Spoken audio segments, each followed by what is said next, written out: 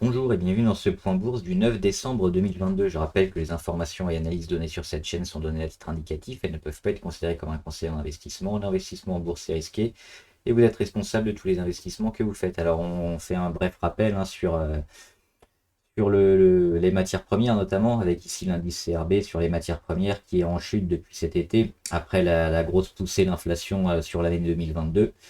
On le voit, des cassures au mois d'octobre et de novembre. Et depuis, on a les matières premières qui vont commencer à baisser.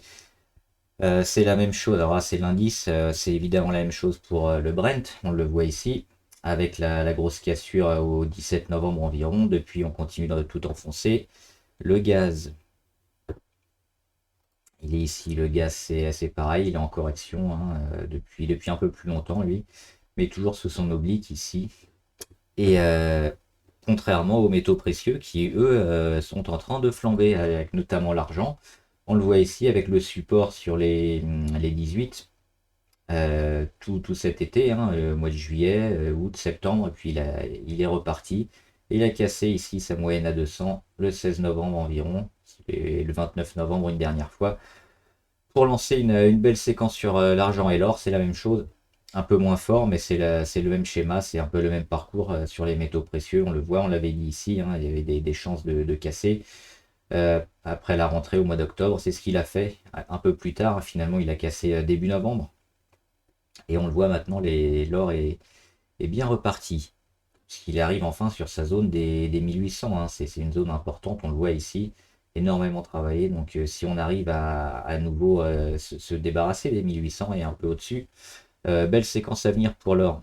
Les marchés étrangers avec le Dow Jones qui est parti un peu dans le rouge à l'ouverture et là qui a plus 0,1. Assez stable hein, dans l'ensemble, mais toujours dans sa phase de correction. A priori, on part quand même vers une petite correction, même s'il y a un léger rebond aujourd'hui. Le Nasdaq, c'est la même chose. Il a ouvert un peu dans le rouge et il remonte bien. Et puis on est plutôt stable, mais plus 0,4% actuellement sur le Nasdaq. Donc toujours en phase ici dans son range entre les 11 200 et les 12 000. Donc pas grand-chose à dire. On va surtout s'attarder au CAC 40. Avec le CAC qui prend 0,4 aujourd'hui, bien aidé par les États-Unis notamment, hein, qui ont remonté un peu après une heure de cotation. Il y a eu un petit trou aussi dans la cotation vers 14h30 avec l'indice des prix à la production. C'est notamment pour l'inflation hein, et les algorithmes n'ont pas trop aimé parce que les prix annonçaient une hausse des prix à la production, donc il y a une petite hausse de l'inflation. Il y a eu un gros trou qui a duré quelques minutes, quelques secondes, et ça a été racheté juste après, donc c'était pas véritablement probant. Sur le CAC 40, toujours dans cette phase de consolidation, on attaque le support à 6666, on est dessus depuis pas mal de temps, hein, depuis 1, 2, 3, 4 séances, donc on a fait quasiment la semaine dessus, on casse la moyenne à 20 jours. Là on repasse juste au-dessus, on verra, mais si on regarde les indicateurs, on est plutôt, alors pas pessimiste, mais on s'attend quand même à plus qu'une consolidation, peut-être une petite correction hein, sur des niveaux un peu plus bas. On l'a déjà dit sur les 6580 ou un peu en dessous. Voilà, donc on va faire crack ou crack. Les actions sur le point d'exploser, elles sont là. Alors on va pas toutes faire parce qu'elles sont pas toutes intéressantes. Alors juste Abivax, on le voit ici, on avait le support hein, à 7,2. Il a craqué, donc lui c'est un crack avec un K majuscule, ça va pas fort hein, pour Abivax. Amundi, moi j'aime bien Amundi, il y a une belle phase ici de retournement qu'on voit avec toutes les moyennes, elle a réattaqué un peu ses moyennes les plus hautes. Fondamentalement elle fait pas mal d'argent, c'est intéressant, on a eu un beau pic de volume ici le 30 novembre. Ce que j'aime bien chez Amundi, c'est qu'après avoir cassé ici sa grosse oblique de correction, hein, donc une première fois et puis elle est revenue la tester, elle la recasse une deuxième fois, on vient tout péter les moyennes mobiles, on vient sur notre résistance à 57,40 et on rend. Et qu'est-ce qu'on rend? C'est ça souvent qui nous donne un bel indice sur la force de la valeur. On rend pas beaucoup. On va le voir en pourcentage, hein. On a gagné 39%, donc 40, et on rend à peine 8-9%. Donc c'est très peu, c'est autour des 20-25% environ. Et on rend où? Sur la moyenne à 200, ici sur les 51,7, et après on commence à repartir. Moi, c'est une config que j'aime bien. Pareil, hein, pour peut-être du moyen terme. La porte d'entrée est pas la meilleure. La meilleure, elle était ici sur les 51,7, mais là, on n'en est pas loin. On est autour des 55. Amundi, plutôt pas mal, donc à suivre. Moi, je suis rentré dessus aujourd'hui. Barco aussi, je suis rentré dessus aujourd'hui. On le voit avec sa grosse phase de correction, hein, qu'elle avait initiée depuis cet été, autour du 22 juillet au 5 août. Elle a un peu tapé les plus hauts, et puis après, grosse phase de correction. On corrige sur la moyenne à 200, donc ça c'est plutôt bon signe. Et on réagit. On réagit pour réattaquer l'oblique sur les plus hauts, et puis on casse. Et toutes les moyennes sont plutôt encore bien orientées. Les volumes sont constants, même si on n'a pas de gros pics. Et puis là, dernièrement, aujourd'hui, belle journée, même hier, on aurait pu rentrer hier. Préféré attendre quand même une journée. Et puis là, on a une belle journée. Pour moi, c'est un signal d'achat. On dépasse les Bollinger, on dépasse toutes les moyennes, parce qu'on a dépassé aujourd'hui la moyenne à 100 jours, hein, qui était un peu au-dessus. Plutôt intéressant aussi à jouer Barco, hein. Pas très liquide, mais ça se joue.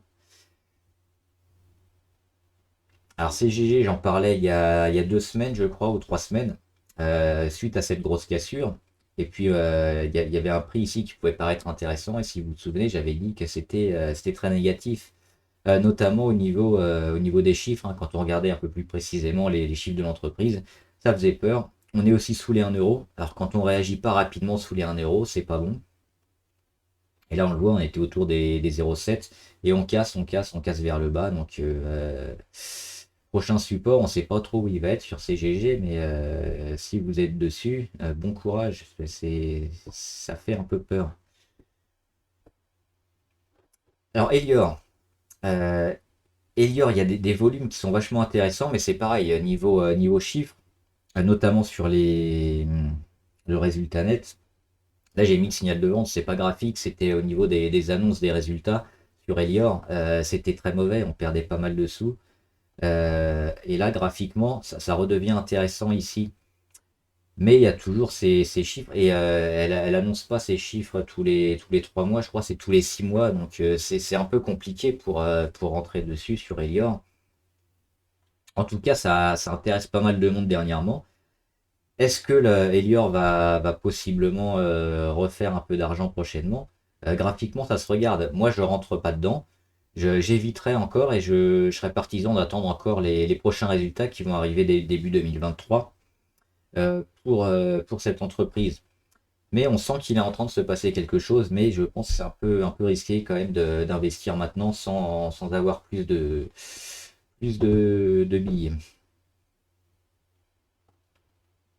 Alors GTT, oui, j'ai fait une vidéo hier sur GTT, en précisant bien que ce niveau autour des 103, 102 devait être tenu. Là, on fait une mèche basse, mais on est juste sur les niveaux, hein, sur 102,2. Compliqué parce que s'il n'y a pas une réaction dès demain, hein, et puis une belle réaction au-dessus des 102, et rattaquer les 105 rapidement, faudra oublier GTT. Sinon, ça pourrait se tenter.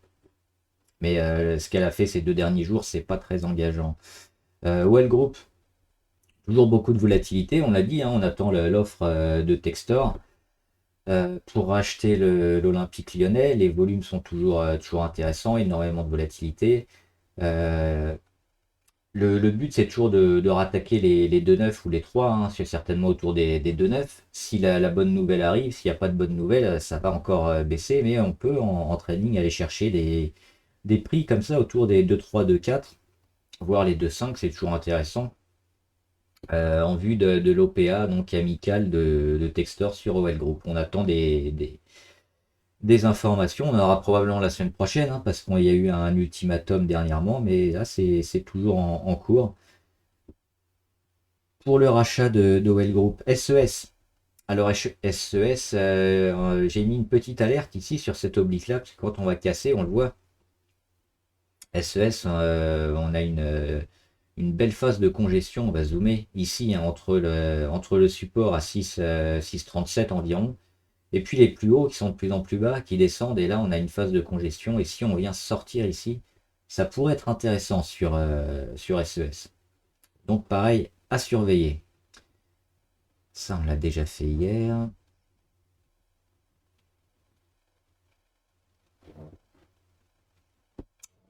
Et il y a quelques actions, hop, à vérifier. Notamment Amazon. Amazon aussi, hein, ils arrivent dans une petite phase de congestion ici avec un support sur les 85. 85. On y revient une deuxième fois. Si on tient, c'est peut-être la fin la fin de la chute sur Amazon, hein. On a eu cette belle, ce beau travail ici du support à 101 qui n'a pas suffi. On revient un peu plus bas. Si on ressort ici vers les 95-97 fin décembre. Toute la tech, il faudra voir la tech qui s'en sort le mieux, mais ça pourrait être le point le plus bas atteint ici. On a aussi Alphabet qu'on peut faire rapidement. Alors Alphabet, ils ont mieux rebondi, mais on n'est pas à l'abri de retrouver un peu des prix un peu plus bas pour aller retester encore un peu ces niveaux-là, hein, les 84 sur Alphabet. Donc on surveille aussi toutes les techs, mais on n'a pas le signal possiblement de retournement.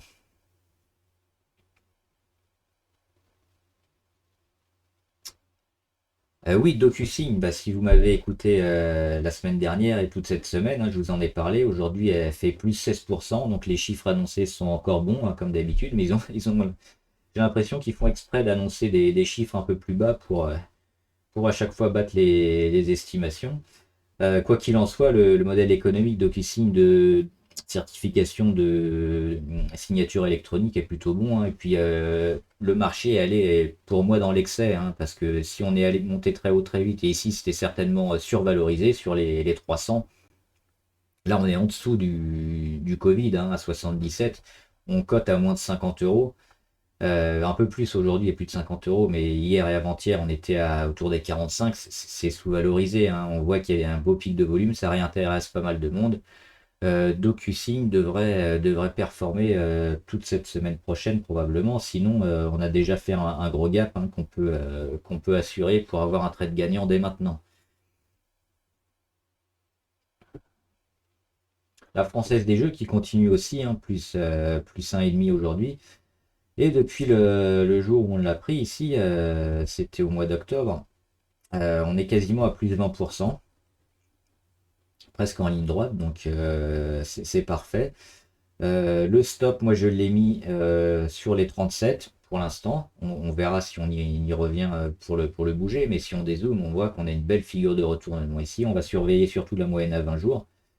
Et puis les annonces aussi sur l'éventuelle amende que devra payer la FDJ ou pas. Pour l'instant, j'ai pas vu de news toujours tomber là-dessus.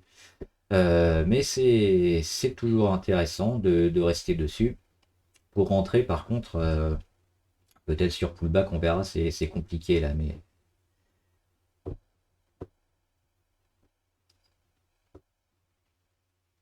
InPost aussi fait une belle journée, hein, plus 5%, et on a atteint les 7,60 avec le plus haut depuis ici, hein, c'était le mois de janvier 2022, donc ça fait quasiment un an qu'on n'a pas eu ce plus haut sur InPost. On en avait parlé depuis un moment en phase de retournement, signal d'achat, et puis elle est probablement en train de repartir, en tout cas c'est ce qu'on espère. Graphiquement c'est très propre. Elle est à Bruxelles, je crois, InPost, hein, ouais, Amsterdam, pardon, elle est à Amsterdam. Manchester United. Alors ça c'est pas au Nasdaq, c'est à New York Stock Exchange, je crois. C'est ça. Donc on attend toujours l'offre, pareil, on ne sait pas de qui, mais possible OPA. Il y a de grosses rumeurs d'OPA sur Manchester United et la famille Glazer qui souhaite se séparer totalement ou partiellement de Manchester. Donc le titre a bondi. Depuis, on se traîne un peu sur les 22. On attend d'autres nouvelles, d'autres news pour peut-être une deuxième vague ou aller un peu plus haut. Donc on joue toujours la spéculation sur Manchester.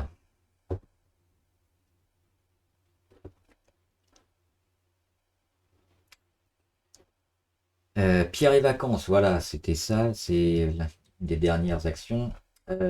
Pierre et Vacances, toujours intéressant, hein. Alors ils ne rentrent pas depuis leur belle explosion, on le voit. Donc ça s'est joué en 1, 2, 3, 4 séances, hein. 4 séances, on a pris énormément. On est passé des 0,8 à 1. Et depuis, on retravaille cette zone autour des 1 euro. On l'avait dit, hein, plutôt dernière chance pour Pierre et Vacances, mais dernièrement, sur les résultats qui sont arrivés, ils refont un petit peu d'argent. Alors, il y a une restructuration complète du groupe. On l'a vu notamment au niveau des actifs, hein, les actifs qui ont été diminués énormément, la dette aussi. Donc, il y a pas mal de cessions dans le groupe, et puis on essaye de sauver les meubles pour refaire partir un peu ce qui fonctionne, refaire de l'argent, et puis sauver le groupe. Donc c'est ça qu'on joue ici sur Pierre et Vacances. C'est la dernière chance un peu sur le titre, autour des 1 euro. Faudra pas revenir sur les 0,8 ou 0,7. Et là, le pic de volume est intéressant. La restructuration aussi du groupe est plutôt pas mal parce on a refait un peu d'argent. Graphiquement, c'est spéculatif parce que évidemment, c'est une action qui est en chute libre, hein, depuis très longtemps. On le voit ici depuis le Covid, où elle est cotée à 35. Donc, spéculatif, donc attention, pas une grosse ligne, mais ça se tente évidemment, parce qu'on a beaucoup de signaux qui nous disent qu'on a un possible redémarrage sur Pierre et Vacances. Donc on le joue. Quantum Génomique, plus 20%. On l'avait dit, c'était une petite ligne aussi, parce que là, c'est ultra spéculatif, Quantum Génomique. On est tombé avec une mauvaise nouvelle, hein, sur les médicaments, sur les produits à moins de 1 euro. On cote même à peine à 15 centimes. Donc là, on refait une belle journée, mais il nous en faudra plus pour faire de l'argent sur Quantum parce qu'on vise le x10, hein. On l'avait pris ici, donc on vise un retour sur les 1 ou 1,5, pas avant. Oui, Rheinmetall aussi intéressant. Pourquoi Rheinmetall, elle revient là? Elle revient sur les 198. Et on peut presque voir, hein, une figure de tasse à équence ici, avec la tasse, hop, et lance ici. Donc je vous refais les dates pour plus de précision. La tasse qui part au jeudi 4 août. Le bas de la tasse entre le 16 septembre et puis le 17-18 octobre environ. Et puis on remonte. Et lance qui se fait ici du 23 novembre possiblement maintenant. Ce qui veut dire que si ça casse, Rheinmetall, c'est la figure chartiste qui est validée. En plus de valider une résistance à 198. Donc si ça casse, on mettra un beau signal d'achat ici et on se mettra dessus. Donc on verra ça la semaine prochaine, hein, c'est intéressant. Les volumes sont toujours là, hein. Des pics de volume, pas continus, mais on a des pics, ça revient tout le temps. Intéressant Rheinmetall. On va faire rapidement Tesla aussi. Donc Tesla, il y en a un rebond aujourd'hui, hein, plus 4%.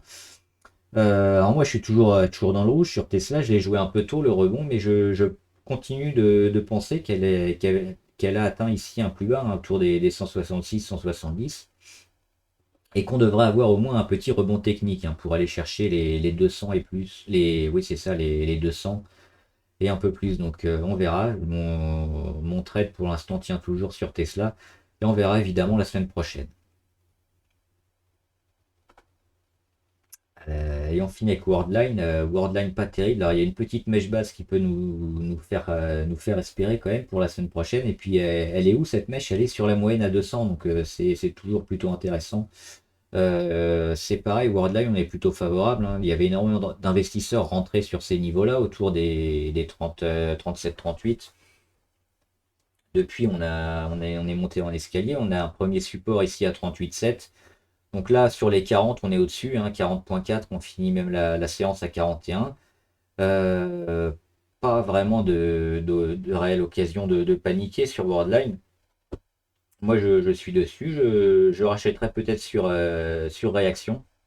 Si on revient travailler ici les 40,4 et qu'on réagit autour des 41, voire des 42, ça pourrait éventuellement faire un peu baisser le PRU parce que Worldline, elle est intéressante et elle n'a pas véritablement de raison de retrouver des niveaux assez bas sous les 40. Voilà, demain on se retrouve, demain ou après-demain on fera un Bourse Next Week, hein, pour voir les chiffres échos, les résultats et les dividendes sur la semaine prochaine. N'oubliez pas, vous pouvez vous abonner à la chaîne, comme ça vous ne louperez aucune vidéo. Vous serez averti par la petite clochette YouTube. Et puis mettez aussi en commentaire les valeurs abonnées, c'est ça que j'ai oublié de faire. Hop, on va le faire rapidement. Les valeurs abonnées qu'on analysera ici. Alors, AMD. AMD, c'est pas terrible, hein. On voit les plus hauts de plus en plus bas. Hop, donc les plus bas aussi pareil, hein, qui descendent de plus en plus bas. Alors là, on a eu une petite réaction. On a une baisse de la volatilité ici avec un support intermédiaire qu'on peut noter. Hop. Donc oui, c'est ce range-là qui va nous intéresser, 68-79. Si on vient casser les 79, ça peut être pas mal de rentrer sur AMD, mais pas avant. Banque of Montréal, on avait déjà parlé sur l'échec ici de la moyenne à 200, c'était très négatif, ça continue de descendre. BlackRock, il n'y a rien à dire, on est plutôt positif. DBV Technologies, bah, c'est le support ici sur les 2,35, hein, qui pourrait être intéressant. Non, c'est négatif, hein, on est en train de descendre, on est en train de casser tous les supports, toutes les moyennes mobiles. C'est pas intéressant. DHT, il n'y a pas grand chose à dire. QT Corp, ils ont cassé ici leur moyenne à 200 et puis les 36,6. Attention, on risque d'aller vers les 30,5 sur EQT. Frontline. Frontline est construit, il n'y a pas grand chose à faire. Peut-être un retour aussi sur les 10,2, hein, sur Frontline, ce serait intéressant. Ou sinon, s'il a réagi mieux ici, ouais, il y a une belle zone travaillée autour des 12. Si elle tient les 12, ça peut être positif aussi. GTT, on a déjà parlé. Nordic American Tanker, c'est moyen parce on avait des belles zones ici de support, hein, qui tenaient à chaque fois. Et là, les 3,30, on les a cassés. Et puis, pas un petit peu, hein. Mercredi dernier, on l'a cassé avec un vilain chandelier à moins 12%. Donc, Nordic American Tanker, attention. Attention à court terme, parce qu'à moyen long terme, on est toujours plutôt favorable. Seb. Alors Seb, oui, forcément, hein. Ce chandelier-là, si je l'avais vu à l'époque, évidemment, je serais rentré. Je ne l'ai pas vu. Donc si vous en repérez des comme ça, n'hésitez pas à les mettre sur la chaîne, hein, que tout le monde en profite. Pourquoi? Parce qu'on a une cassure d'oblique ici, franche. On a une journée énorme avec plus 5%. Et plus 5%, c'est par rapport à ce niveau-là, hein, parce que on était un plus bas ici, ça fait plus 10 ou 12% facile. On a aussi une petite mèche basse, on a une englobante qui englobe les plus hauts et les plus bas sur une grosse période, quasiment un mois avant. Le lendemain, on va chercher les moyennes et puis on tient. Donc toute cette phase-là, c'était une phase de confirmation sur lesquelles on pouvait rentrer sur Seb. Malheureusement pas vu. Ça monte et ça monte, ça va chercher le premier objectif sur les 74. Et puis après, vague d'Elliott, hein, on confirme sur les 71, on tient la moyenne à 20 jours. Et puis les prochains objectifs, ils sont ici sur les 85. Alors maintenant, c'est toujours un peu compliqué d'entrer. On a des objectifs finaux sur les 92 ou 88. On aura un peu de résistance sur les 85 avant. Pourquoi pas au contact de la moyenne à 20 la semaine prochaine si on voit que ça repart rentrer, mais il y a une grosse partie quand même de la hausse qui s'est déjà faite sur Seb, c'est un peu dommage. Score. Score, c'est pareil, elle arrive sur résistance ici, hein, résistance fixe, résistance oblique, moyenne à 200. Elle a déjà fait un gros run. Ça demande de souffler tout ça. Niveau MACD aussi, on est assez haut. On est en surachat, donc si vous êtes en position, on ne vend pas. On évite de vendre, hein, quand on est au-delà de 70 au RSI, mais on peut mettre les stops où il faut voir venir plutôt entre les 19 et les 19,6, 19,9. Mais pour l'instant, il n'y a pas de signaux de vente, donc on attendra quand même une confirmation et des chandeliers rouges assez négatifs. Pour l'instant, il faut tenir. SES, on en a déjà parlé. UPS, on en avait parlé aussi, hein, pas très positif sur UPS. Et Vika, alors oui, on finit avec Vika.